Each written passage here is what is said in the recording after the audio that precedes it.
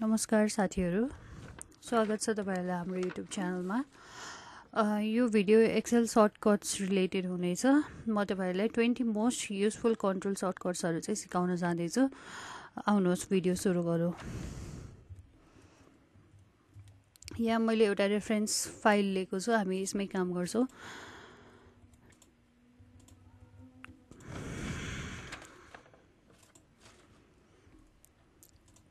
First भनेको चाहिँ control ए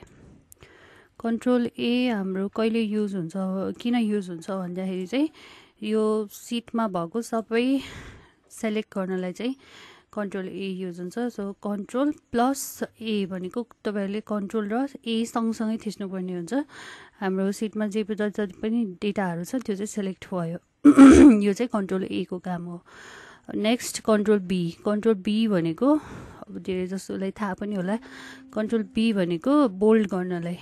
हामी यहाँ माथि होम मा गएर बी पनि सेलेक्ट गर्न सक्छौं, त्यो पनि बोल्डको हो र त्यसको लागि सर्टकट चाहिँ कन्ट्रोल बी। अनि अर्को छ कन्ट्रोल सी फर कपी। यो मैले यहाँ कन्ट्रोल सी थिचे, अब यसलाई यहाँ ल्याएर मैले पेस्ट गरेँ भने यो कन्ट्रोल सी चाहिँ हाम्रो कपीको लागि भयो। अनि कन्ट्रोल डी भनेको चाहिँ फिल डाउनको लागि हो। जस्तै यहाँ 500 छ, अब मैले यहाँ कन्ट्रोल डी थिचे भने चाहिँ यहाँ पनि 500 फिल हुन्छ। माथि जे छ त्यही फिल डाउन गर्नलाई चाहिँ कन्ट्रोल डी युज गर्न सकिन्छ। अनि अर्को छ control F for find. Control F थिच्नु भयो भने अब तपाईहरुले यो वर्कसिटमा चाहिँ कुनै भ्यालु फाइन्ड गर्न अथवा कुनै डेटाहरु फाइन्ड गर्नलाई चाहिँ कन्ट्रोल एफ थिचेर तपाईहरुले यो फाइन्ड चाहिँ गर्न सक्नुहुन्छ। यसमा सँगसँगै फाइन्ड एन्ड रिप्लेस भनेर आउँछ। यो रिप्लेसको लागि चाहिँ तपाईहरुले कुनै डेटा जस्तै यो 500 लाई चाहिँ मैले 1000 मा रिप्लेस गर्नु पर्यो भने चाहिँ यो रिप्लेस युज हुन्छ। अर्को फाइन्ड भनेको चाहिँ तपाईले यहाँनेर कुनै भ्यालुहरु फाइन्ड गर्नलाई युज गर्न सक्नुहुन्छ। जस्तै मैले फाइन्डमा 500 गरे भने यहाँ जति पनि 500 वाला भ्यालु छ त्यो चाहिँ यसले फाइन्ड गर्छ। अनि नेक्स्ट कन्ट्रोल आई, हामी यहाँ बोल्ड गरेको जस्तै कन्ट्रोल आई भनेको चाहिँ इटालिक भर्जनमा लानलाई हो। यो गर्यो भने चाहिँ तपाईको इटालिकमा जान्छ, कन्ट्रोल प्लस आई सँगसँगै। अनि अर्को कन्ट्रोल एन चाहिँ नयाँ वर्कसिट खोल्नलाई। जस्तै मैले यो खोलिरहेको छु, अब यहाँ मैले कन्ट्रोल एन गरेँ भने न्यू वर्कसिट खुल्यो। यसको लागि चाहिँ कन्ट्रोल एन सर्टकट हो। अनि त्यसपछि कन्ट्रोल ओ चाहिँ ओपन गर्नलाई। अब यो एक्सेल वर्कसिट खोलिरहेछ, मलाई अर्को पनि एक्सेल खोल्नु पर्यो भने चाहिँ कन्ट्रोल ओ गर्नुभयो भने चाहिँ तपाईले जति पनि एक्सेल वर्कसिटहरु छ यो यसरी यहाँ देखाउँछ। अनि आफूलाई चाहिने वर्कसिट चाहिँ खोल्न सकिन्छ।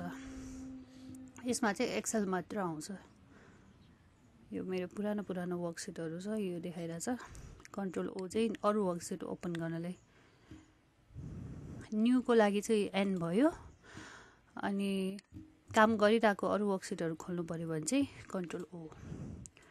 त्यसपछि कन्ट्रोल पी भनेको प्रिन्टको सर्टकट हो।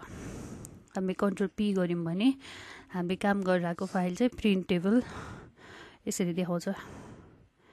प्रिन्ट गर्नलाई अब हामी यहाँबाट डाइरेक्ट प्रिन्टमा जान सक्छौं। म ब्याक गएँ। अर्को छ कन्ट्रोल आर। यो हामीले कन्ट्रोल डी भनेको चाहिँ फिल डाउनको लागि युज गरेथ्यौ।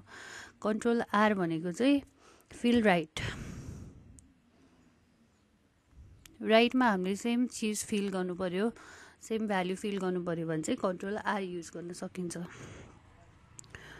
त्यसपछि कन्ट्रोल एस भनेको control S for save file. हाम्रो अर्को अप्सन पनि हुन्छ सेभको लागि, तर सिधै कन्ट्रोल एस गर्नुभयो भने चाहिँ मैले अहिले यहाँ जे चेन्जेस गरेँ त्यो सेभ भइहाल्छ। अर्को चाहिँ फाइलमा गएर यहाँ सेभ एज अर सेभ पनि गर्न सकिन्छ।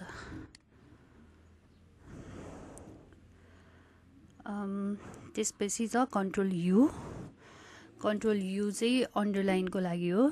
यो हाम्रो यहाँ बोल्ड, इटालिक अनि अन्डरलाइन छ। यो अन्डरलाइनको सर्टकट चाहिँ कन्ट्रोल यु हो। अब मैले सँगै कन्ट्रोल यु थिचेँ भने चाहिँ यो भ्याल्यु चाहिँ मेरो अन्डरलाइन भएर देखाउँछ। कन्ट्रोल यु पछि अर्को चाहिँ कन्ट्रोल भी। कन्ट्रोल भी मैले अघि पनि युज गरिसकेको छु, किनभने मैले यसलाई कपी गरेको थिएँ। कुनै पनि भ्याल्यु कपी गरेर त्यसलाई पेस्ट गर्नु पऱ्यो भने चाहिँ त्यसको सर्टकट चाहिँ कन्ट्रोल भी हो। कन्ट्रोल सीले कपी गर्ने, भीले चाहिँ पेस्ट गर्ने। अनि कन्ट्रोल डब्लु भनेको चाहिँ विन्डो क्लोज गर्नको लागि हो। अब यो त मैले क्लोज गर्दिनँ होइन, मैले यहाँ चाहिँ नयाँ वर्कसिट क्रिएट गरेको थिएँ। यसलाई चाहिँ कन्ट्रोल डब्लु गऱ्यो भने चाहिँ त्यो वर्कसिट मेरो बन्द भयो। कन्ट्रोल डब्लु विन्डो क्लोज गर्नको लागि। अनि अर्को छ कन्ट्रोल एक्स। कन्ट्रोल एक्स चाहिँ कन्ट्रोल एक्स कन्ट्रोल भी भनेको यो चाहिँ मेरो यहाँ भ्याल्यु थियो, कन्ट्रोल एक्स गरेपछि यो भ्याल्यु नै गयो भने चाहिँ मेरो कट भएर अर्को ठाउँमा जान्छ भ्याल्यु चाहिँ। कन्ट्रोल एक्स चाहिँ कटको लागि। अनि यो अर्को चाहिँ मैले यहाँ कन्ट्रोल भी नै गरेको हो। कन्ट्रोल एक्स पछि चाहिँ कट गरेर पेस्ट गर्ने। त्यसपछि कन्ट्रोल जेड छ। कन्ट्रोल जेड भनेको अन्डु। मैले अघि जे गरेको थिएँ त्यो एक्टिभिटी चाहिँ अन्डु गर्नको लागि चाहिँ कन्ट्रोल जेड युज गर्न सकिन्छ। अब मैले अघि कट गरेर यहाँ पेस्ट गरेको थिएँ, कन्ट्रोल जेड गऱ्यो भने त्यो भ्याल्यु त्यही गएर बस्यो। त्यो मैले कट गरेको चाहिँ अन्डु भयो। त्यो चाहिँ कन्ट्रोल जेड युज गर्न सकिन्छ कन्ट्रोल जेड अन्डुको लागि। अनि अर्को छ कन्ट्रोल 9। कन्ट्रोल 9 भनेको चाहिँ हाइड, रो हाइड गर्नको लागि। जस्तै मैले यो 7 नम्बरको रोलाई चाहिँ सेलेक्ट गरेँ, यहाँ गएर 7 मा थिचेर। अब यसलाई मलाई हाइड गर्नु पऱ्यो भने चाहिँ कन्ट्रोल 9 गऱ्यो भने यो हाइड हुने भयो। यो हाइडको लागि कन्ट्रोल 9 युज गर्न सकिन्छ हामीले। अनि अर्को चाहिँ यो चाहिँ रो हाइडको भयो। अर्को कलम हाइड हुन्छ। कलम हाइड पनि जस्तै यो मैले डी यहाँनिर सेलेक्ट गरेँ डीलाई। अब मलाई यो कलम चाहिँ हाइड गर्नु पऱ्यो भने चाहिँ कन्ट्रोल प्लस 0। कन्ट्रोल 0 गरेपछि चाहिँ कलम हाइड हुने भयो। कन्ट्रोल 9 गरेपछि चाहिँ रो हाइड हुने भयो।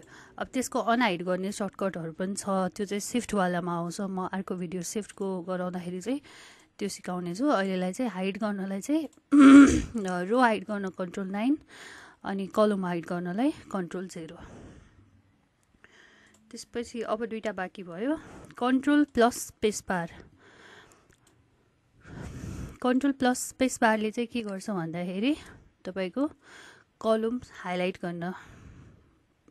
गर्ने सर्टकट हो। यो चाहिँ कन्ट्रोल प्लस स्पेस बार थिच्नु भयो भने अघि मैले जुन कलम सेलेक्ट गर्नलाई यहाँ ईमा यसरी माथि गएर थिचेँ चाहिँ त्यसको सट्टा सिधै मैले कन्ट्रोल स्पेस बार गर्यो भने यो चाहिँ हाइलाइट हुन्छ।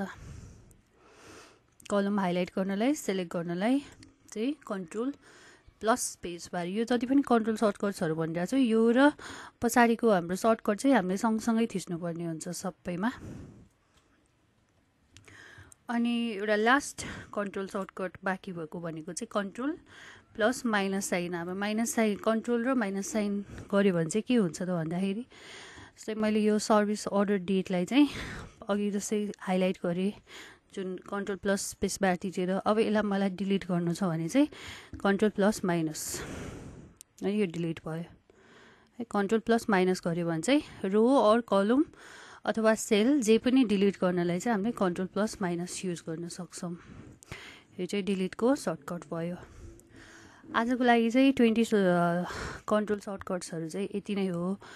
अब स्पेस अनि सिफ्टको सर्टकटहरू चाहिँ अरू पनि छ, त्यसलाई पनि पछि सिकाउला। आजको लागि चाहिँ यति नै गरौँ। धन्यवाद।